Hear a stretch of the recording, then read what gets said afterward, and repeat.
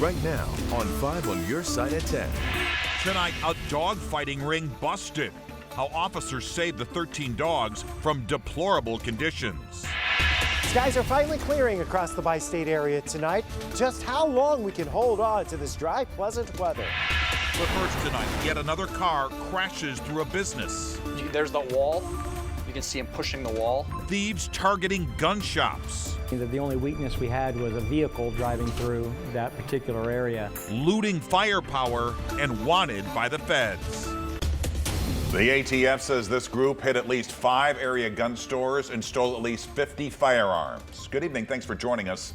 I'm Mike Bush. And I'm Ann Allred. They're now offering a $7,500 reward in the case. 5 on your side's Elise Schoenig reports from a gun store that was hit in Bridgeton. Not only does the law-abiding citizen not get their firearm that they need to protect themselves, but they fall into the hands of criminals. Metro Shooting Supplies owner Stephen King is one of many hit in a recent string of crime in the St. Louis area. This is just terrible, you know. It's very difficult. A group of people drove a stolen Hyundai through the front wall of King's store, but their damage went beyond just the front door. 3 people came in and attempted to break cases and failed, and they did manage to leave with a couple of firearms. King says his store is secure. He says he knows a person wouldn't be able to break in. On the other hand, the only weakness we had was a vehicle driving through that particular area. Metro Shooting isn't the only store targeted. 2 different Academy Sports stores were hit last week. And over the weekend, a gun store in Wright City was hit too. This thing looked like a war zone Saturday morning when we walked in. There was fluid on the ground from the car. There was broken glass everywhere. Back at Metro Shooting, the owner, who once worked in law enforcement, now wonders where those stolen firearms will end up. They can be in Chicago or New Orleans or New York, anything, and we don't know where they are. With a mission to continue to serve the public, King says this string of break-ins must stop before reaching places that can't bounce back. They will get caught. I'm positive that they're going to get caught. Since that break-in, King has already placed additional concrete blocks in the doorway outside of his front door. He says he wants other business owners to see this as a reminder to keep a watchful eye and to say something if you see something. Developing tonight, at least 7 people are in the hospital after a head-on crash in North St. Louis County. It happened on Bellefontaine Road near Coburg Lands Drive. Missouri State Highway Patrol says the victims included adults and children. No word at this hour on their conditions. The crash remains under investigation tonight. St. Louis police are looking for the driver who killed a bicyclist in a hit and run today in South City. It happened just before 1 this afternoon at the intersection of Grand and Magnolia near Tower Grove Park. The bicyclist died at the scene. Police are looking for a white, newer model Kia. Now to a suspected dog-fighting ring bust in North St. Louis County. Tonight, a man faces charges after police rescued 13 dogs from his home. Pepper Baker joins us in studio with more on what investigators uncovered. Pepper. Mike, 57-year-old Brian Macklin turned himself in this afternoon. He now faces 14 charges, including a felony for dogfighting. His arrest concludes a 3-week-long effort from the North County Police Cooperative. And we have the body cam footage showing the moment officers found the dogs in Macklin's garage. And we must warn you, some of the images are disturbing. Your horror's over. An anonymous tipper led North County Police Cooperative officers to 57-year-old Brian Macklin's house in Hanley Hills last week. Our investigators discovered a plethora of dogs that were stashed in a detached garage on the property location in deplorable conditions. Major Ron Martin released pictures and the body cam footage of 13 dogs living in their own feces in crates stacked on top of each other with no air conditioning and limited lighting. Multiple dogs had marks, scars, injuries that are consistent with dog fighting. I mean, it's just abuse from one end to the other. The possibility of a dogfight ring in St. Louis has been on Michael Duke's radar. He runs a rescue called Max's Second Chance Express. And we kept finding dogs very badly torn up, but kept turning up in St. Louis City and County, especially in North County. No one really took it seriously until the North County Co-op. The dogs were taken to the St. Louis County Animal Control Center. Duke called on 2 local rescues to help the dogs recover. The 13 are going to be cared for. We just got to wait for the evaluations to come. And that takes some time with these dogs. Macklin turned himself in Tuesday afternoon and is being held on a $25,000 cash-only bond. 14 criminal charges have been issued against the defendant, and those charges stem from felony dog fighting to animal abuse and animal neglect. So if we can get him to tell us who some of those other people are, and we can get the whole ring. Duke says it takes years for fighting dogs to recover from the trauma and abuse. He says to be on the lookout for people recruiting dogs for fighting purposes. He advises people not to give away free dogs and to visit the home of anyone interested in adopting your dog.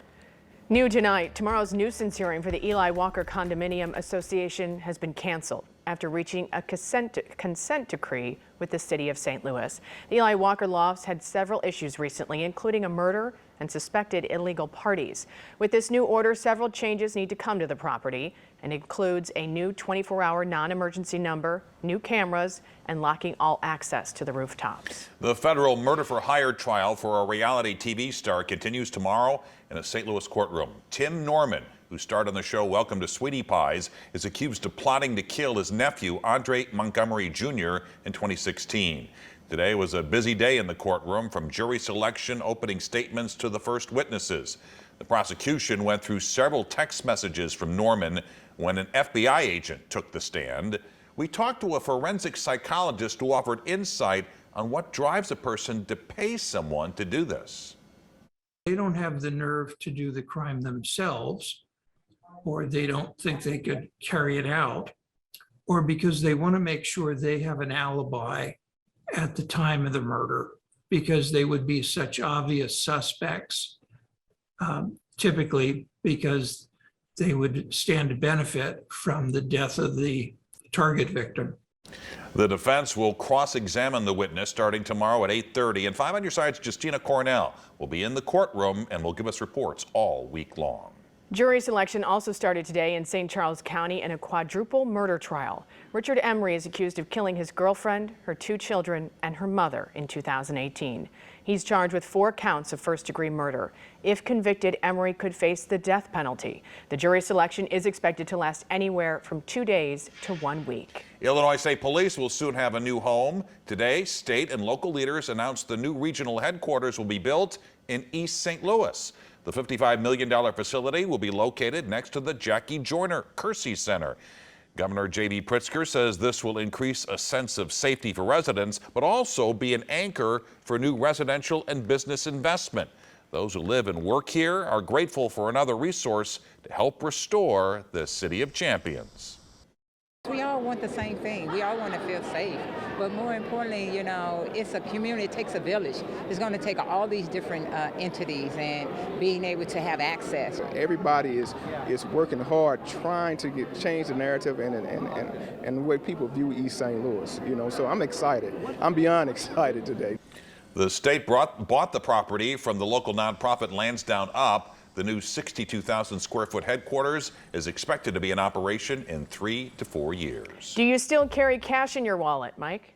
Still? A little bit. I do. Well, a viewer recently tried to pay with cash at a business and found out that business went cashless. He contacted the Verify team to ask, is that legal? You've heard the phrase cash is king, but more and more businesses are going cashless. Some owners say it's easier, safer, and more cost-effective not to deal with cash. However, several social media users claim banning cash is illegal. Verify viewer Tim says he encountered a cashless concession during a trip to a local stadium and emailed us to ask if that violates federal law. So Tim, let's verify. Does federal law require businesses to accept cash? Our sources are the Federal Reserve System, the U.S. Department of Treasury, Title 31 of the U.S. Code of Laws, the Payment Choice Act, and several local payment laws. Many of the social media posts highlight a statement appearing on all U.S. paper currency that this note is legal tender for all debts, public and private. They argue that purchases are debts, therefore businesses are legally required to accept their cash, or legal tender, as payment. The Federal Reserve says that's not what the statement means. Legal tender is defined by Title 31 of the U.S. Code of Laws. In short, the law means that the cash is worth the amount it represents, but does not mean that a private business must accept the cash. The Treasury Department points out there's a long history of businesses restricting cash, such as some public buses that don't take pennies or dollar bills. So, no, there is no federal law that requires businesses to accept cash, although there is a push for that to change.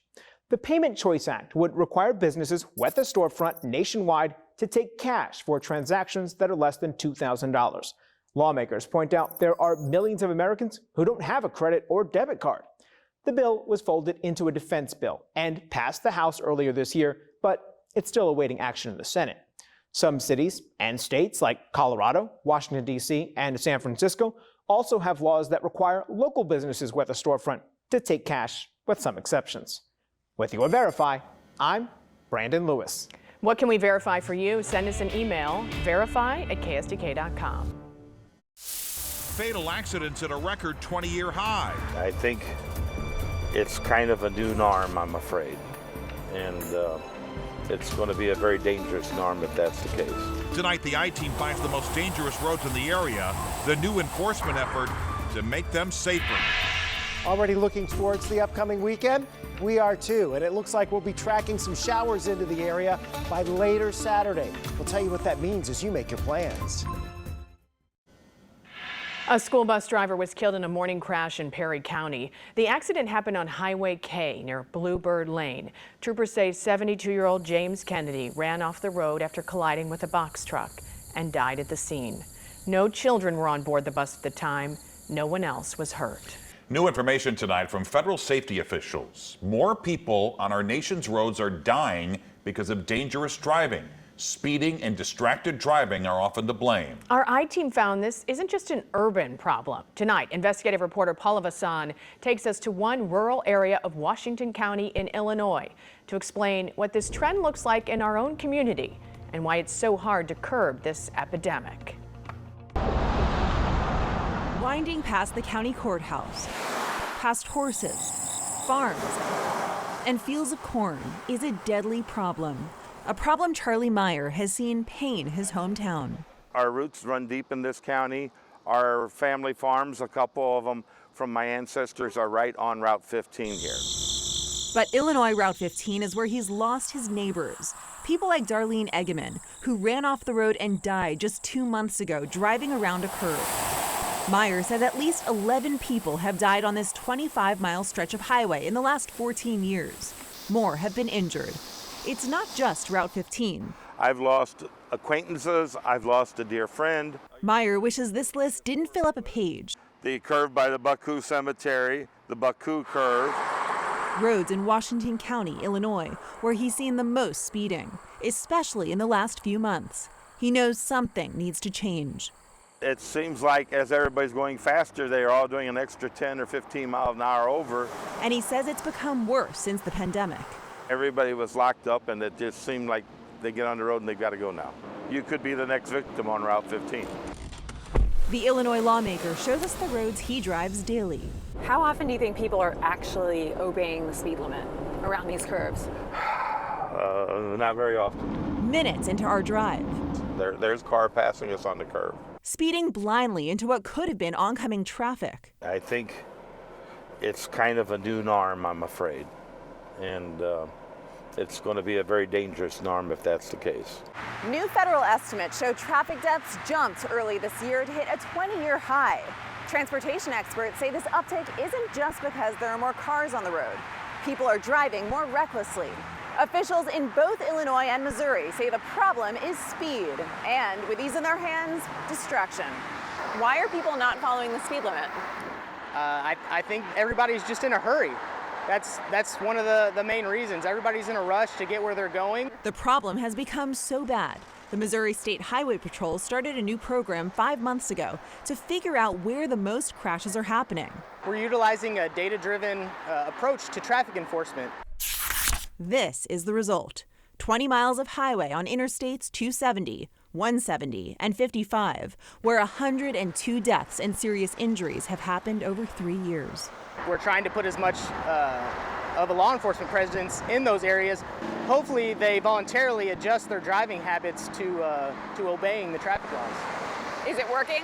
As of now, we're at a 6% decrease from this time last year. With fewer deaths in Missouri. But crashes, he says, are still at dangerously high levels and avoidable. We've stopped cars in the last couple years at 120 miles per hour, 125 miles per hour. Meyer looks no further than memorials to remember why speeding isn't worth it. It helps people think about what they're driving into and to pay attention.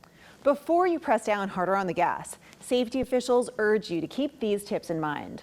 Follow the speed limit, wear your seatbelt, put down your phone, and if you must use your phone, pull over safely. You can also find this story and these safety tips online at ksdk.com. Back to you. If you have a tip for the 5 on Your Side I-Team, call us at 314-444-5231 or email 5onyourside@ksdk.com. All calls and correspondence will be kept confidential. Tonight, Southern Illinois University Carbondale is celebrating its enrollment numbers. This fall, the campus welcomed its largest freshman class in 6 years with just over 1,500 students. And for the first time since 2004, the university has increased its freshman class for 3 consecutive years.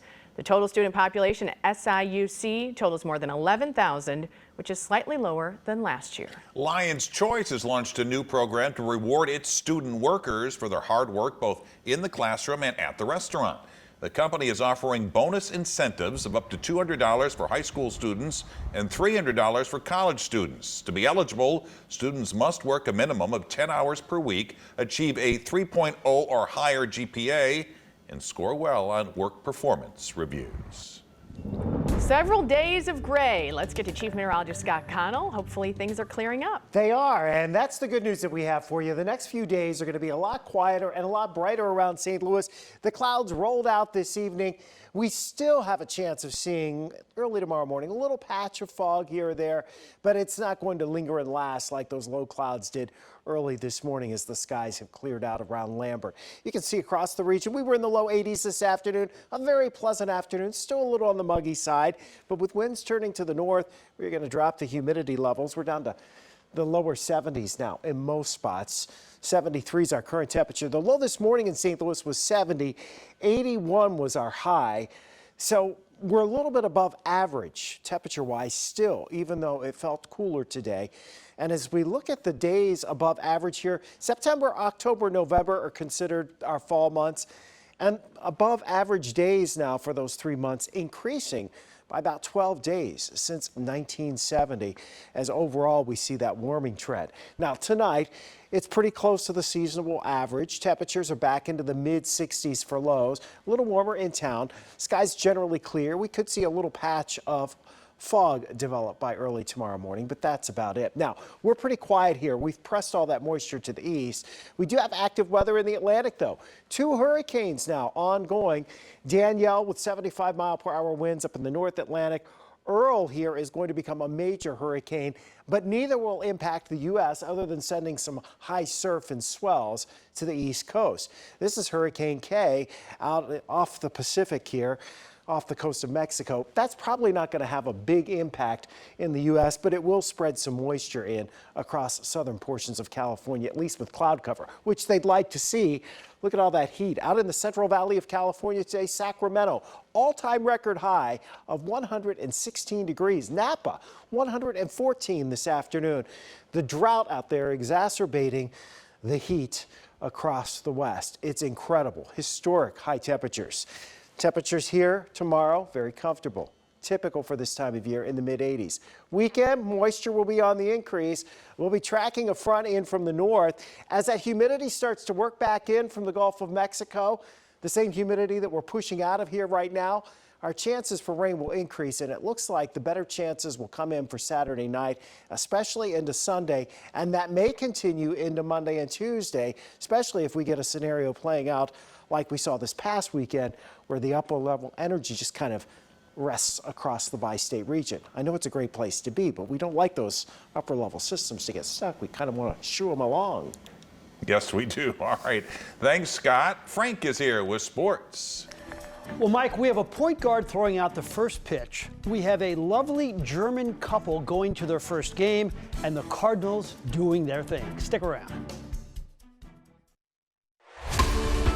Chasing 700 is sponsored by CarShield. Albert went 0 for 1. Didn't matter. When the Cardinals have been shut out this season, they are 11-2 the next game. And they haven't lost on consecutive days in 53 days. The Nats weren't winning tonight. Big moment in the third. Yachty boxes out Waino to grab the foul ball. Billiken basketball coach Travis Ford says we always have to box out. The Cardinals broke a 13-inning scoreless streak with this homer by Brendan Donovan. We are tied at 1 in the fourth. And Nolan Gorman, with that new haircut, makes it 3-1 Cardinals a little later with this double that scores Corey Dickerson. And later, Nolan says, no more at the wall, we're going over the wall. Homer number 14. Cards win 4-1. Brewers are tied right now in Colorado. New haircut has knocks in it, so a little double and a homer. We needed it, and he needed it.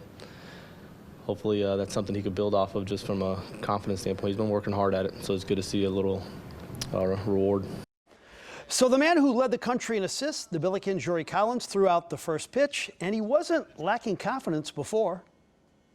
No pressure. I played baseball before as well, and I was a pitcher and a shortstop, so I might get a contract tonight after I'm done. Are you going to throw a fastball?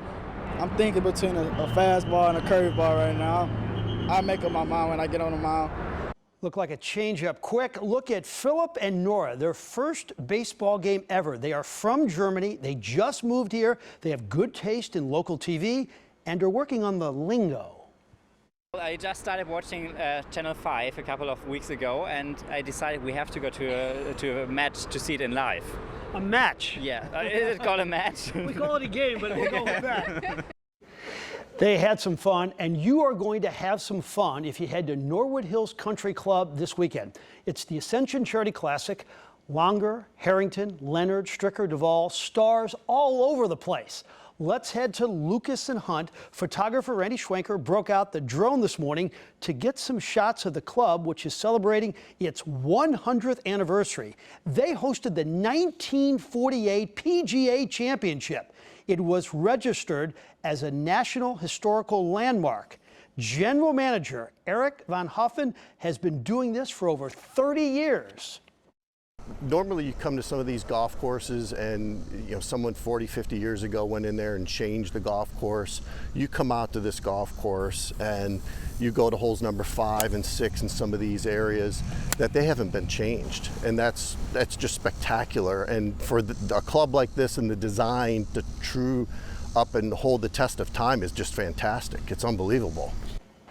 Luther Burden will have some unbelievable moments in his Mizzou career. We thought one former superstar receiver from the area, Jeremy Macklin, would be good to talk to about Luther. Macklin says he's most impressed with just how polished Burden is as a receiver to be so young. I think he's really advanced when you talk about knowing how to play the wide receiver position already. He's a tremendous playmaker. He can return punts. He can do all the stuff. You saw him this past Thursday. They put him at quarterback, did some other things with him. But his understanding of playing the wide receiver position at his age, where he's at, is pretty advanced. K-State on Saturday for the Tigers. All right. Thank you, Frank. Well, we all know how much of a St. Louis sports fan John Hamm is, but his latest role may have some calling him a traitor. Tomorrow, Apple will unveil its new iPhone 14 lineup. Apple hasn't said how much the new phone will cost, but it's expected to be a bit bigger, slightly slimmer, and likely more expensive. New Apple Watch models could also be unveiled tomorrow, including a higher-end model. Of course it's going to be more expensive, right? Justin Bieber is pausing his Justice World Tour again. It's due to Ramsay Hunt syndrome, which left his face partially paralyzed earlier this year. Bieber says he needs more time to recover. No word yet on when he will resume the tour. Say it ain't so, John Hamm. The St. Louis native is featured in a new NBC sports spot for the NFL kickoff game between the Buffalo Bills and the Los Angeles Rams. Hamm talks about the Rams' Super Bowl victory like a movie production, saying it's time to deliver another hit. But you can watch the NFL kickoff this Thursday right here on 5 on Your Side. Oh, poor John has to pay the bills too, right, Yes, Scott? Exactly. Yeah, I'm sure he's hurt. Yeah, we are talking about some nice weather tomorrow. A little patchy fog, especially in the river valleys, in the 60s out the door, and then back into the low and mid 80s with a much brighter sky tomorrow afternoon and dry. And there you have it. 5 on Your Side at 10. The Tonight Show starring Jimmy Fallon is next. We hope you start your day with Today in St. Louis beginning at 4 a.m. and have a great Wednesday.